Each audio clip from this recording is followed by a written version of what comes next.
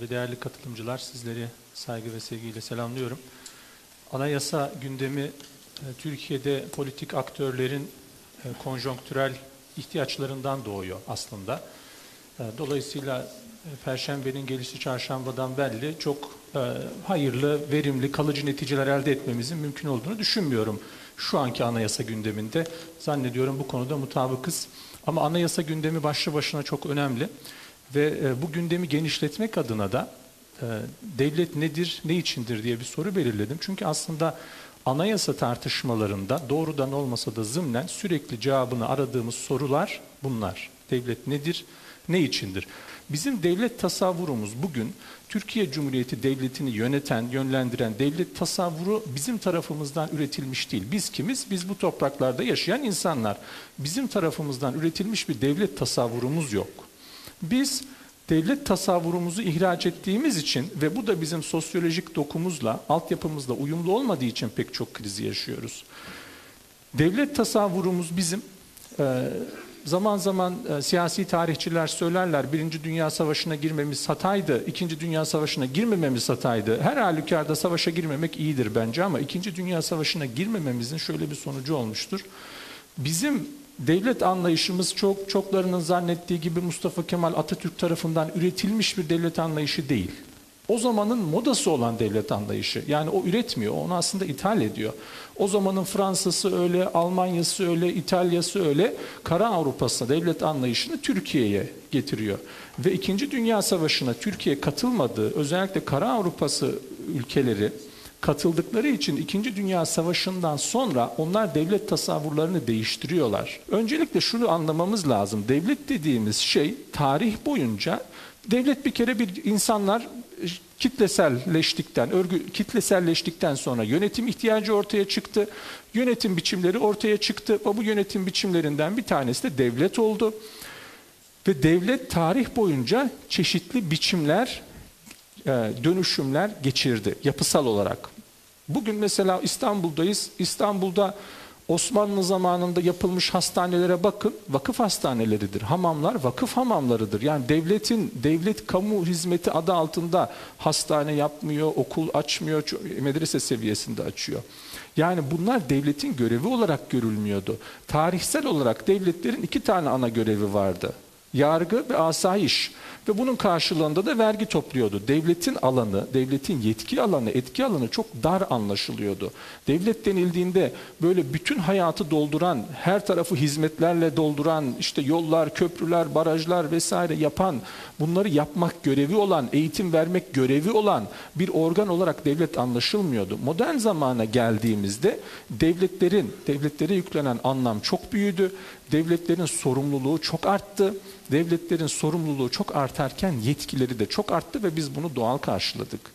Ama aslında bu doğallaştırma devlet denilen o büyük olgu, o büyük referans noktası neyin yerine konuldu, ikame edildi sorusunun cevabını da bulmamız lazım. Devlet modernite öncesinde devlet dediğimiz o büyük şey yokken, büyük yapı yokken insanlar anlam ve değerlerini nereden buluyorlardı?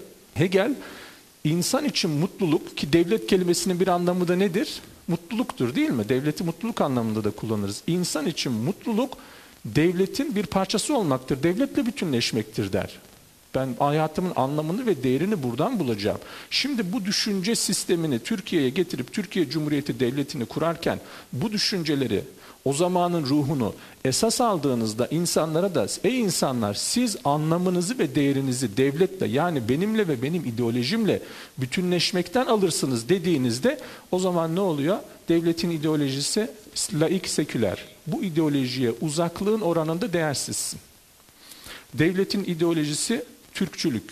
Bu ideolojiye uzaklığın oranında değersizsin.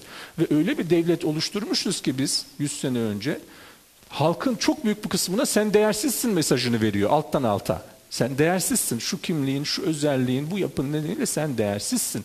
Sürekli bu mesajı veren bir devletle halk da reaksiyona geçiyor. Halk da onunla didişmeye geçiyor ve bu devlet bir türlü stabil hale gelemiyor. Hiçbir devlet insan ruhunu şekillendiremez. Devletler insan ruhu karşısında, insanlık karşısında aciz ve küçüktür. Devletlerin haddini bilmesi gerekir. insanları şekillendirecek beni. Ben bir kere yaratıldım. Allah beni yarattı, ruhumla yarattı. Bir de devlet beni yaratamaz. Böyle bir haddi ve cüreti olamaz. Hiçbir devletin olamaz. Devletlerinde insanlar gibi ömrü var ve bu ömürleri içerisinde yani ben Osmanlı'da da yaşasam aynı şeyleri söyleyeceğim. Osmanlıcılık vesaire yapmıyorum. Osmanlı Devleti de benim ruhumu şekillendiremez. Hiçbir insanın ruhunu ne yapar? Bir kere bu insanı Allah yarattı, aziz yarattı, kerim yarattı. Ben de devlet olarak bunun aziz ve kerim olmasına gölge düşürme, başka ihsan istemez. Devletlerin yapacağı şey bu. İnsan hakları da buradan doğuyor aslında.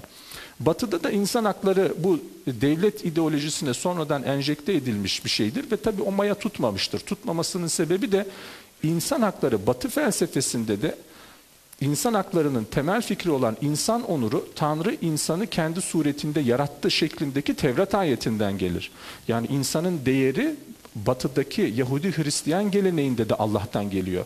Siz Allah'ı ve yaratıcıyı sahnenin dışına aldıktan sonra insanın bir kediden, köpekten değer olarak, onur olarak farkı yoktur. Yine Peygamber Efendimiz Aleyhisselatü Vesselam bizim için en büyük örnek, en güzel örnek. Peygamber Efendimiz sanki bu Arap coğrafyasında, o bedevilerin içinde, o zamanın şartlarında bir şey bilmiyordu. Öyle bir şey yok. Peygamber Efendimiz henüz bir devlet bile ilan etmemiş ama Bizans imparatoruna mektup yazıyor. Devlet biliyor, devleti muhatap alıyor. Bizans'ı biliyor, Sasani'yi biliyor. Bunlar insanlık tarihinin en büyük devletleri. Ama neden şöyle bir şey yapmıyor peygamber? Bu Bizans'sa, bu da Sasani ise ben de böyle bir devlet kuruyorum demiyor. Neden? Çünkü devletin fonksiyonel bir şey olduğunu bize aslında öğretiyor peygamber. O sembollere bizi boğmuyor. Sembollere boğmadığı zaman biz peygamberimizi örnek aldığımızda devlet çok önemli bir fonksiyondur. Devletimize, mevcut devletimize, onun bütünlüğüne sahip çıkmak çok önemlidir. O bütünlük içerisinde çalışmak çok önemlidir ama o bütünlük içerisinde aynı zamanda da bir takım ince işçilikler yapmak, devlet anlayışımızı, onu dönüştürmek hem bizim insan değerimizin artması hem de devletin aslında gerektiği, mümkün olan seviyeye çıkması için zorunludur. Bugün Türkiye'de çözüm süreci diye bir şey bizim ağzımıza bal çalıyorlar. Ya zaten çözüm sürecini, sorunu da sen yarattın, çözümü de sen arıyorsun. Bizimle alakalı bir şey yok ki. Sen insanlara demişsin ki sen bu devlete yakınlığın oranında değerlisin mesajını vermişsin.